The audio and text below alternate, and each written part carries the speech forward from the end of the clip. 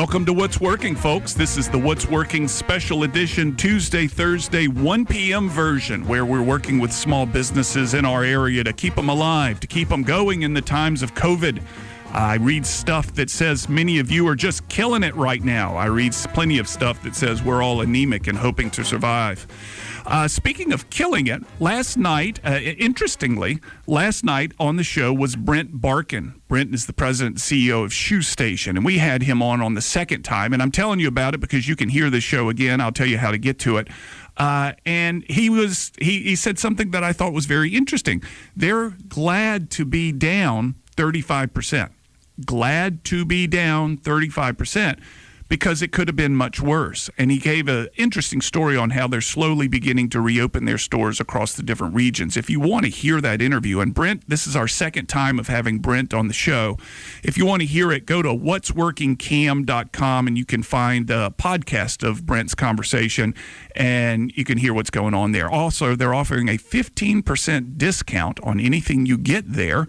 And if you want to know how to get that discount, text the words What's Working, one word, no apostrophes, to 44222. Again, What's Working to 44222.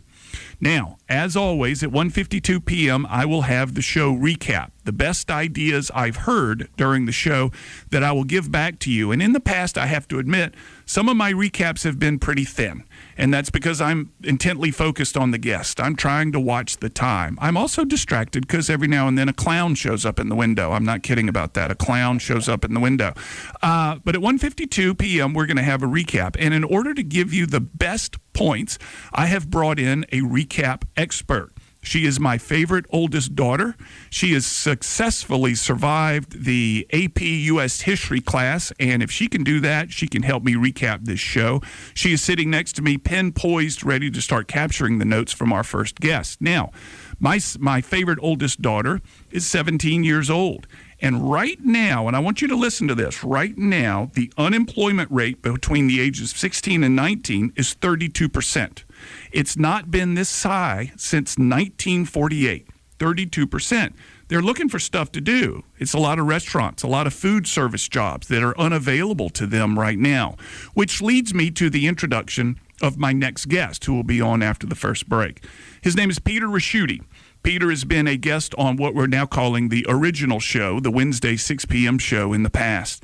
And if you've ever heard the expression normal economist, you know that these are usually conflicts of terminology.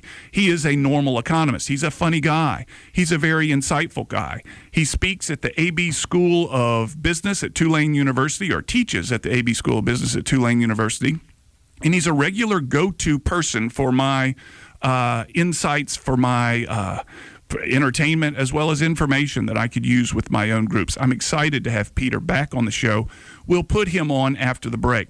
Folks, we're also going to have the highlights of the show, as well as giving out some other content through that text service line, and I want to reiterate what that number is. Text What's Working to 44222.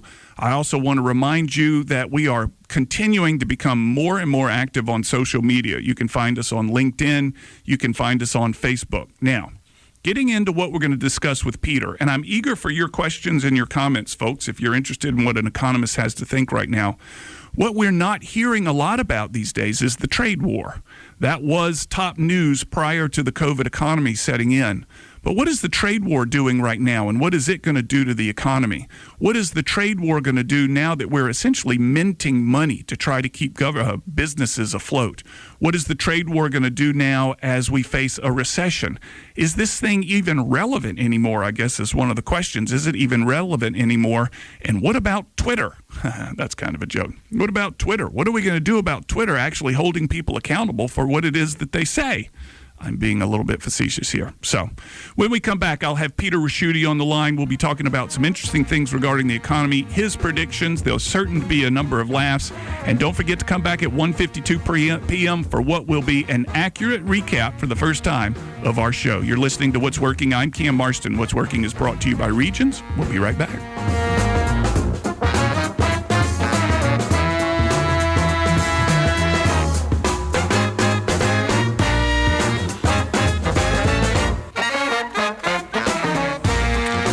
We're back. You're listening to What's Working. I'm Cam Marston. What's Working is brought to you by Regions, and on the line is, without a doubt, my favorite economist in the world. This is Dr. Peter Ricchiuti, teaches at the A.B. Freeman School of Business at Tulane University. He's been on what we call the original What's Working with Cam Marston, the Wednesday 6 p.m. version. We've got him back today to talk about our current economy. Peter, thank you so much for carving time out of your very busy day, now that you're off the road, to spend some time with us on the phone. Oh, yeah, absolutely. There, I was kind of a Luddite, but now I'm kind of a Zoom expert. Yeah, no kidding. Zoom has become a go-to expertise for so many of us. So I've got a handful of questions, and in the opening segment, before we had you on the line, I said, what's going on with the trade war? How does a trade war mix with a recession? What's going on with the recession and a trade war in China? What's happening with China? What's happening with the EU? There's so many different ways to go.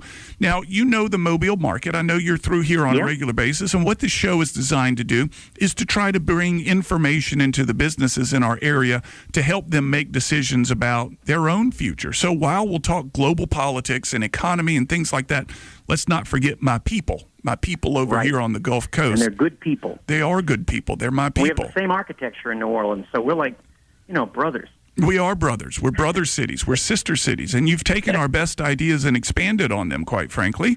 That being Mardi Gras. Like Mardi Gras. That's right, like Mardi Gras. So, Peter, let's begin with 100,000 feet in the air. Give me the state of the economy from your understanding right now. Well, it's so interesting, Cam, because there's so many different camps. There's the Wall Street camp, and you see stocks almost right back where they were before.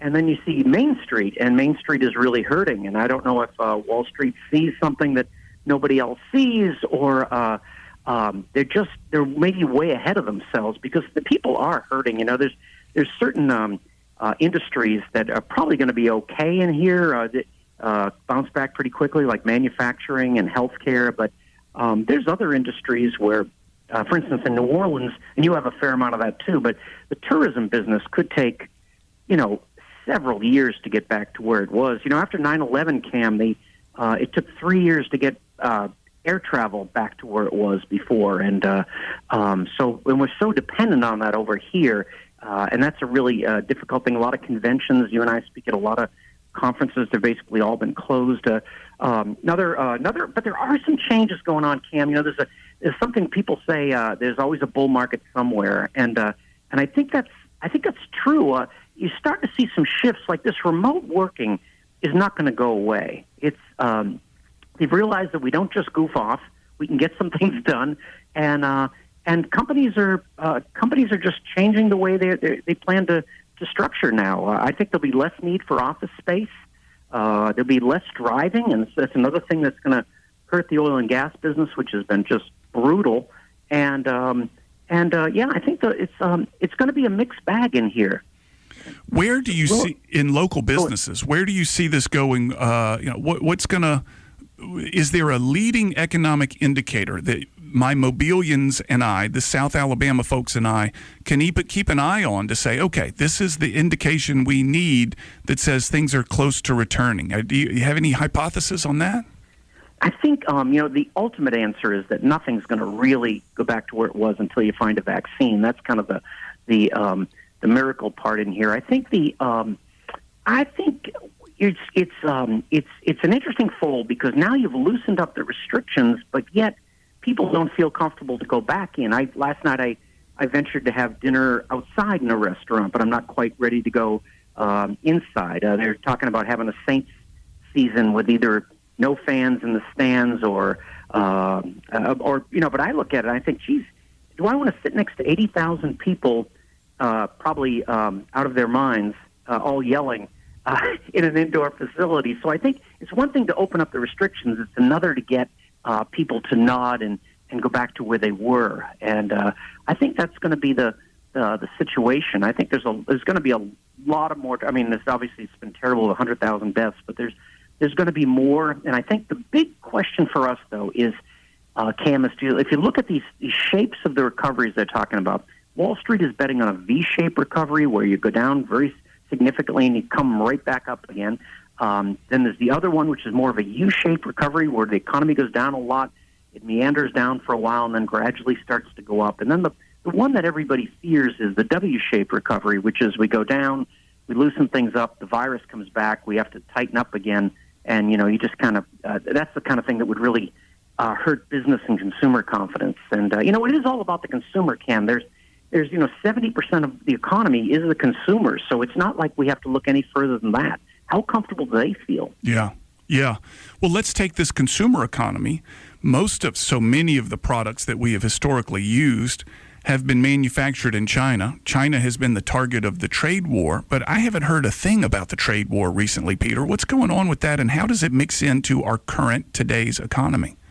Well, it's very interesting because only in the last day or so have you started to hear some things about the trade war, and that is, with the president kind of, blaming China for this, whether it's right or not or whatever, has threatened more tariffs. And the Chinese, of course, are very angry at the rhetoric, and and people are wondering if they're even going to stick with that phase one, step one agreement they had. So a lot of people I've been reading about in the last couple of days have said, market experts, that the real risk to the stock market isn't the pandemic at this point. It's really if the trade war reignites again. Because, I know people are, we're tired of globalization, but it was the engine for the economy, and it was the reason why you could keep inflation low. So, but I think Cam, the real difference in here, and you brought up a great point, is that up until now, companies their number one goal has been cost cutting. And so if they could get a screw in China and a bolt in Singapore, that would be their supply chain.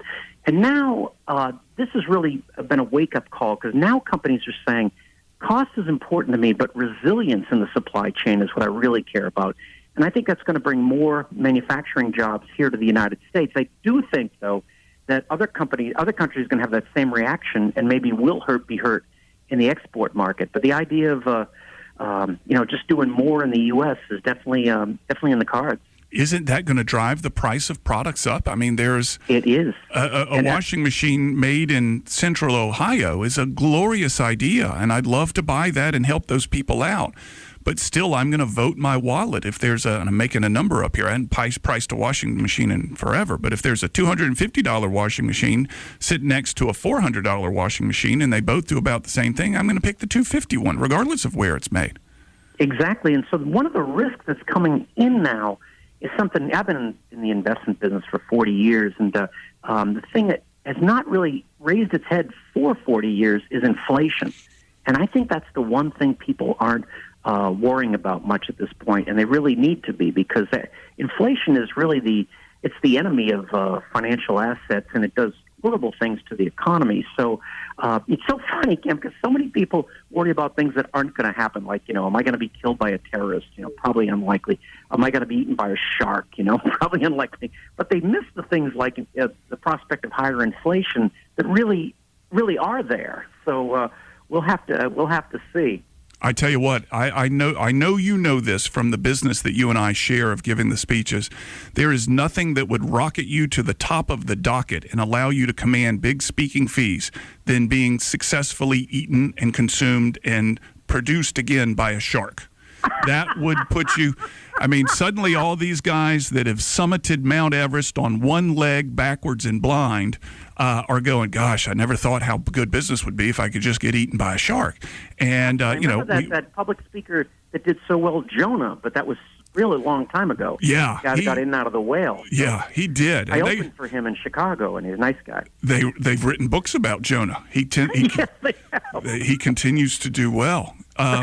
Continue to talk about that guy. But you're right. Most people don't think about being eaten by a shark. Ironically, there has been a great white shark spotted not far off the Alabama Gulf Coast. So maybe my chance is just around the corner. I tell my family, I'm going to borrow the boat. Y'all come with me. Bring a bunch of bandages. Dad's going to hit the road here in 6 months and going to kill it. Kill it. Now, let me read you a piece of data, Peter, that I got this morning on the headlines. U.S. unemployment for ages 16 to 19 years old hit 32%. It's the highest it's been since 1948. This is my kids' age. They're unable to find the restaurant summer jobs, things of this nature, and there's talk of them being passed by. Do you have any thoughts on what can happen? And these are your students over at Tulane. Do you have thoughts on what happens to a generation of people that can't get a toehold in the economy? They've been lost. We saw something like this in 2008. They got passed by. They kind of feel angry that the economy sailed on by, and just due to the bad luck and timing, they were unable to get a toehold. Any thoughts on that? Yeah, I think you got a hold of something there. It's and we think of like our college students and whether or not they get a summer job, and of course that's so important because you get a real taste for the workforce and what it is you might like to do. But I really worry about the lower income families where those young people can't get a job, because that's those years, that 16, 17, 18 is really so important in your development, and have a good job really opens your eyes to a lot of things. And I think a lot of bad things happen. People start to drift into areas you wouldn't want them to be in because they can't be held together with a job. So, I think that's a very dangerous thing. You think of, Cam, by the way, and our kids are about the same age, what they've gone through. They've been through 9/11, the BP oil spill, the Great Depression, recession, and now the pandemic. I mean, we grew up in relatively stable times relative to all this. Oh, relative to all of it. We did have Duran, which was awful. However, that was awful. We have come out of that okay. A little scarred, better for it, but a little scarred. Yeah, they win that war. My kids will have all this in their background, plus the day their dad got eaten by a shark so he could hit the motivational speaking circuit. Absolutely, but that'll always be a fun story at Thanksgiving. It will be a fun story at Thanksgiving. I might put my prosthetic on the table and say, here's the story. Let's tell this once again. Interesting, Peter, that I discussed the generational trends and all that kind of stuff. Right. They're already talking about this being called the lockdown generation. The generation shaped by lockdown. And how could it not shape you? It's had huge effects on myself. I'm 63 years old. I can't imagine a young person that it feels they can't go out and see their friends and can't go. It's you're not going to get past that experience, and so we'll have to see where all that shakes out. But there's some things that people. I mean, definite long-term changes to the way people work. I think that this remote working is here to stay. Silicon Valley basically about a week ago, all except for Apple, basically sent out letters to all their employees and said that you're going to be home till first of the year, and then we'll take a look at it then. Which was the parenthesis underneath it, which is this is going pretty good. Why don't you just stay where you are? Yeah. And so I was looking at stocks that would do well. I remember I bought some stock in a company that makes office furniture because I thought, geez, everybody's at this point going to go ahead and get the good chair if you're going to be here forever. So I'm wondering if any of your Birkenroad companies are doing well during this time, and what that may say about the economy. Tell us first about Birkenroad, and then tell us which ones are doing well. Oh yeah, Birkenroad reports. We're in our 26th year here, and I take 200 students every year, divide them up into teams of 5, and they're each assigned to one of 40 small publicly traded companies in Texas, Louisiana, Mississippi, Alabama, Georgia, and Florida. And in Alabama, one of the companies we follow is Hibbett Sporting Goods, which has been a terrific and a big name, obviously, but it's not a big name that Wall Street knows. It's been a mixed bag. The two big winners have been tied to healthcare, and then one was a company called Sharps Compliance, which when you get a shot at the doctor's office, they take the needle and they put it into a box. Well, that box is shipped to Houston, and these people record it and incinerate it, and also all the shots that are coming in. They've been booming. And the other thing is a company called LHC Group that is the second largest player in home nursing, because people are more reluctant to want to go to the hospital now, and if you can have whatever you needed done and then get option of coming home, you're going to do it. And so it's just it's so hard to predict these things, but there's always a winner. It's I'll give you another one, Cam, that you probably know of. Is a 30 home seconds, delivery Peter. service in Louisiana called Waiter, and yes. They were on death's doorstep. They were circling the drain. They were around 20 cents a share, and now they're close to $3 because everybody's having this food delivered. So just when they were going to hit the map, they're back again. So Good for them. Happy for them. Happy somebody's doing okay. I'm still holding back my tears. Hey, when we come back, Peter, I want to talk to you about all the money that's being minted right now and its effect on inflation and trade war. Try to blend a lot of this stuff in and help my listeners say this is what we can expect going forward. You're listening to What's Working. I'm Cam Marston. What's Working is brought to you by Regions. On the line with me, Peter Ricchiuti, Tulane School of Business. We'll be right back.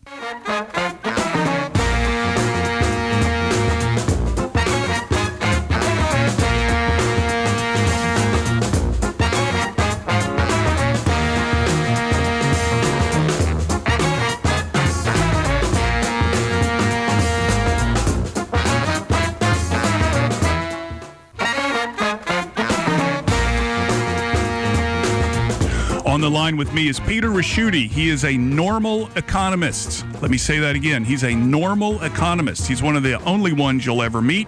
A nice guy, a friend of mine, and I forgot to say this at the top when we started. At 1:52, we're going to recap the show. I did say that. But after that, I'm going to have Marty O'Malley on. Marty is running the LArche Football Preview tonight. It's a live stream event on YouTube, starts at 7 p.m.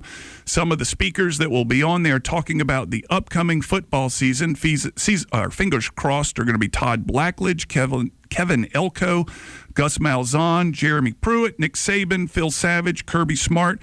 We'll have him on at 1:52 after our recap to talk about this event. It's their big fundraiser, which is usually held live in person, but is going to be streamed on YouTube this year. We'll have him back in a minute. So, Peter, let's talk a little bit about schools and what's going on. I've got all these football coaches that I just listed here.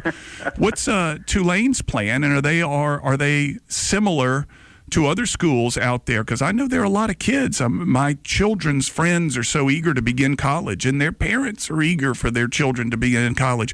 What's Tulane's plan? Our plan is to open in the fall, and I think we definitely will. And we have been told as faculty members that we should be prepared to teach in a number of different use a number of different vehicles. Like we should be able to teach in person, have our course all designed for that. The same course designed for, say, Zoom or online. And then the third is something they call in the educational businesses, high flex, where you have a camera on the ceiling and you basically teach to a number of students, and then the rest of the students get it through streaming. And so this is going to be very, very different. I'm actually looking forward to it using a little more technology. Education, Cam, this is really telling tales out of school, but education is the only thing that hasn't changed over 200 years.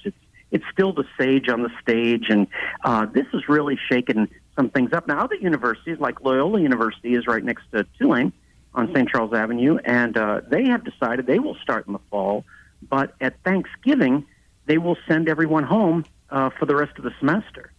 And the idea being that, maybe there's this second wave, but either way, you're getting on a plane and you're going back and mixing it up again. And so you would just take your exam at home.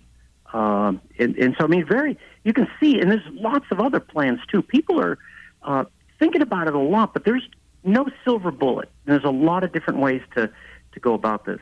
I think there are a lot of businesses that are out there trying to imagine what the second wave may look like. I know whether it will come, of course, and then second, what do we do when it and if it does come? So my children's school is going through the same thought. How do we react when the second wave comes? But it sounds like Loyola, to use a term from perhaps economics, is trying to time the market, right? We're going to send them home at Thanksgiving because we're hoping the second wave hits when they're all home.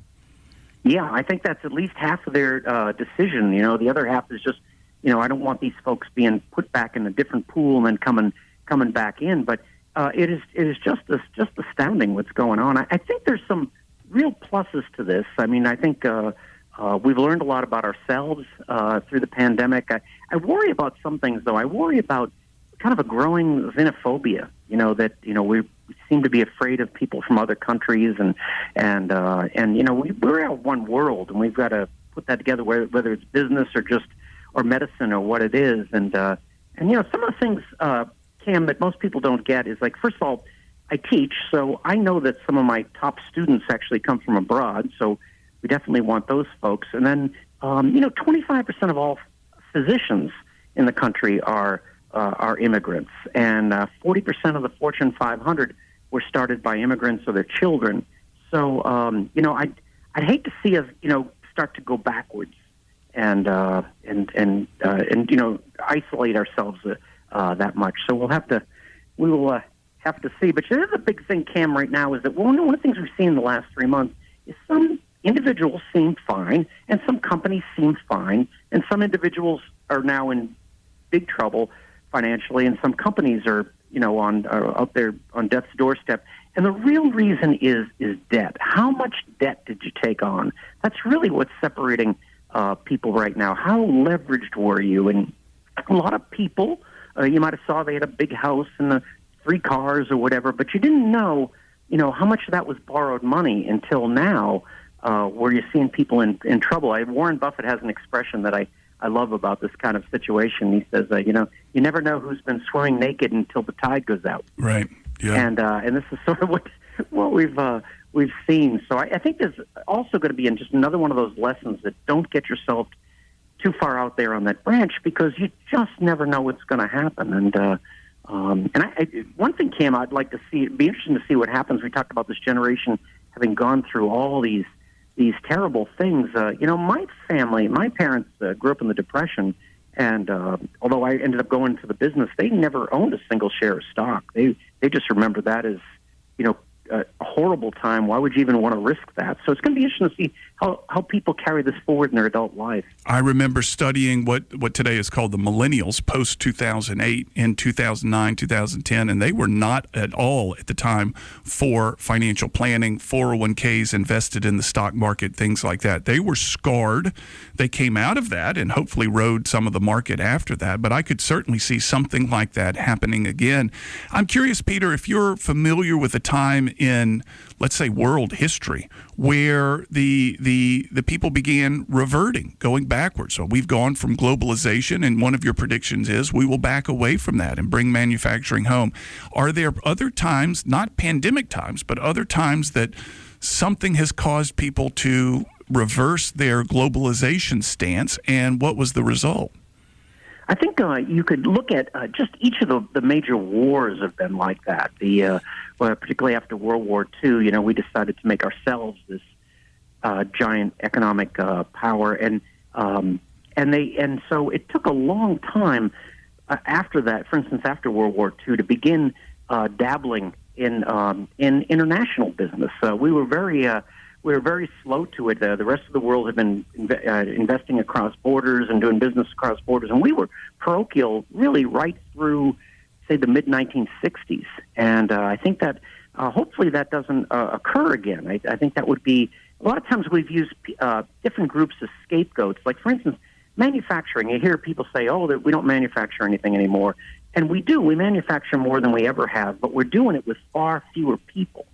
And that's the part that people don't get. I remember when my boys were little, I guess they were like 8 and 11, I took them to the Coca-Cola facility, a new plant that was built in New Orleans, and we got a tour, and it was very high-tech. It was the number one, the newest Coca-Cola facility, and it was about the size of 3 football fields, and there were like 6 employees. And I remember the manager tour guy telling my sons, he goes, "Yeah, it's robots. I like robots. You know why? Because they don't have fights with their wives. They don't come in hungover." And my kids are like, stranger danger, who is this person? But that's what it does. Every time you see a new plant built, it's built for fewer and fewer workers. And that's, so it isn't necessarily immigrants coming taking your jobs or jobs going abroad. It's productivity. Yeah. And so I think it's going to be interesting to see where all that comes out. But yes, back to the original question, we plan to start in the fall. And Cam, I've always thought a lot of you, and I think you're a smart guy, and so I've got to tell your audience that last time I was on the show with you, I had 2 amazing things happen. A student that was listening to your show came over, met me in my office, and ended up becoming one of our best students. We're just amazing. Once again, taking the resources from Mobile and bringing them to New Orleans. Oh, sorry about that. Okay, I'll try to see if I can send him home, but he got a good education while he was here. And then the other was I was on with you, and a woman found me through email, and it was I met her as a 13-year-old girl 50 years ago, at a resort with my parents, and she recognized my name, and then we started writing to each other. It was just incredible. So if she's out there, I've lost her email, so please write back again. Yes, but she's yes. from Montgomery, so you must. How far does your signal go, Cam? Nearly around, I think it's Jupiter. Perhaps on the dark side of Jupiter is about the farthest side we go. Well, that's a lot of tinfoil. Yeah, it is. It is. You should see this place and the hats that we're wearing. That helps conduct the signal. Before we go, Peter, just one more question. So the United States, they're into the trillions of dollars in this plan to help people get back on their feet. I saw today Japan has approved $300 billion. The European Commission, $2 trillion. What's the implication for all this minting money? I think it doesn't come from nowhere, and it does have to be paid back at some point, and it's very inflationary. So we've now got two reasons to believe that inflation might start to come back in here. And I think the other thing is one of the things that's making it so hard, and it's got to be done. You've got to get the economy back on its feet. But we came into this with such a debt burden. Just before all this happened, we had a situation the country has never had where the federal debt was larger than the size of the U.S. economy. It was the debt divided by GDP was 108%. So we were so leveraged going into this that this really adds on to the pile in here, and so that's a tough way to go. And we're not going to outgrow this, grow out of the debt, Cam, because for the last 12 years or so, we've been pretty good. We've been growing at about 2.5% a year. We need about 6% GDP growth to start paying this stuff back. So we're going to be an indebted nation for a long, long time. A long, long time, yeah. And I hope that doesn't mean that my children, particularly the one I'm looking at right now, is going to live at home. Peter, it's a delight to talk to you. I always enjoy it. Take care of my school over there. Keep delivering the goods to your classes, and thank you once again for your time. Thank you, Cam. Always a pleasure. All right, bud. Take care. Folks, you're listening to What's Working. I'm Cam Marston, brought to you by Regions. We'll be back after this break.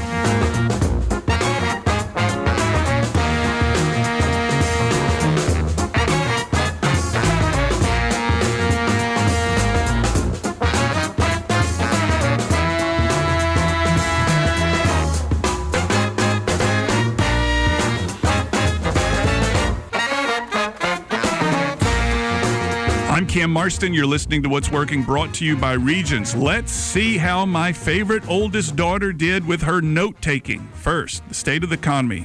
Remote working will not go away is the first note there. Indications are closer. Nothing will go away until we see a vaccine. I think that's true. Peter said that. We should hope for a V-shaped recovery. However, it is a possibility that we're going to experience a W-shaped recovery, and that's going to hurt business. And I think we all kind of understand why that is. Inflation is a big possibility right now, particularly with so much money being pumped into not only our economy, but the world economy. And we're going to be living in debt for a long time as a nation. 6% is what Peter said, is our GDP needs to be around 6% before we can begin paying much of this back. And even when the economy was humming along, we were tapping out at 2%. So debt for the future. And I don't know what this will mean to future generations. I don't know whether they'll look back on this time as unfair or grateful. I could certainly imagine there are two different ways to review this thing. We'll continue to have manufacturing in the U.S., but it will take far fewer people. I remember talking to a guy in a casino as I looked at all the slot machines and said, so many slot machines. He said they never get sick. They never fight with their girlfriend. They never, break up with their wife or whatever. We love slot machines. They're automatic. They're here every day. Now, let's close out that show. Thank you, Peter Ricchiuti. And I want to get Marty O'Malley on the line. Marty O'Malley runs LArche here in Mobile, and they're going to have their preseason football preview tonight, streaming on YouTube at 7 p.m. Marty, thank you so much for your willingness to come on the show. Welcome to What's Working. Thanks, Cam, for having me, and I appreciate the opportunity to give everybody the heads up about our unusual virtual football preview dinner tonight. I want to talk about that dinner. I want to talk about this extraordinary list of guests that you've gathered. First, tell everybody what LArche is. Let's begin there. Yeah, so we're an organization. We've been in Mobile for 45 years. We're people with and without intellectual disabilities who share life together. We have 5 homes and an activity center in the Midtown area of Mobile. We started the dinner 26 years ago as a way to raise awareness for LArche, but also to raise money and to give a good show on college football. So this is your annual fundraiser, which typically I understand is at the South Alabama campus, perhaps in the big arena there. And this year has had to be kicked out due to the obvious reasons, and now streaming over YouTube. Yeah, that's correct, Cam. So every year in January, we start the list of speakers, which we did this year. And then early March this year, we started this question, would it be valuable to have the dinner or not, and let's look at an alternative. So from the get-go, we started looking at an option for doing a virtual, and the first person we contacted was Coach Saban to say, look, Coach, this is what we're thinking. We won't have the dinner. We're going to do it virtually. Would you record?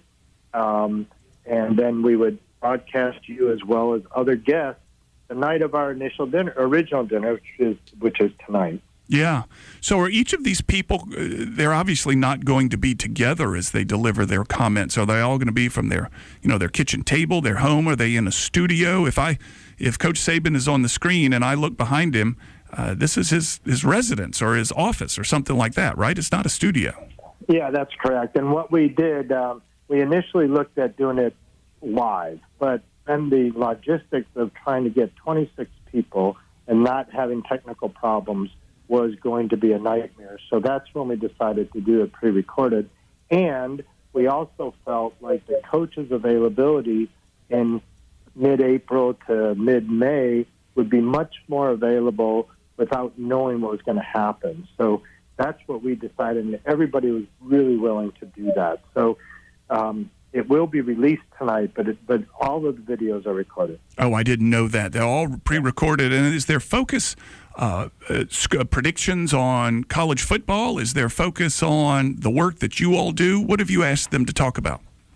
Yeah, so this year, like every year, we give the coaches a little guideline. Not too many follow them. They have their own ideas. But this year, I think since this is a free event, it's a public service on LArche's part to the general public, we gave them some parameters. We wanted to talk about leadership, particularly in the face of crisis, particularly in the face of what our world is going through. So those were some of the questions. Obviously, we also asked, can you share some on your football team and college football? So that was the parameters of the questions. Each one, we have 16 individuals that are sharing tonight. As you can imagine, they all have their own charism. Some are pretty funny and some are not so funny. Yeah. But it will be very interesting to the wide range of audience that we might have. Now, tell the audience members, we're coming to a close, how to find this YouTube live stream event. Yeah, so they could go to YouTube itself and type in LArche Mobile Live, and that should come up. They could go to our website, which is LArche Mobile, LARCHE, mobile.org, as well as Facebook, and there's links to the YouTube hosting on all those sites. And you'll be taking donations at that time. This was a fundraiser where I suppose people had to buy tickets. This year, they're taking donations, folks. Let's see if we can't help them out. Let's read a couple of these names again. Todd Blackledge, Kevin Elko, Malzahn, Pruitt, Saban, Savage, and Smart, as well as many others, folks. Good show coming on tonight. Thank you very much, Marty. Folks, you're listening to What's Working. We'll have another show for you Tuesday. Have a good weekend. Do your best.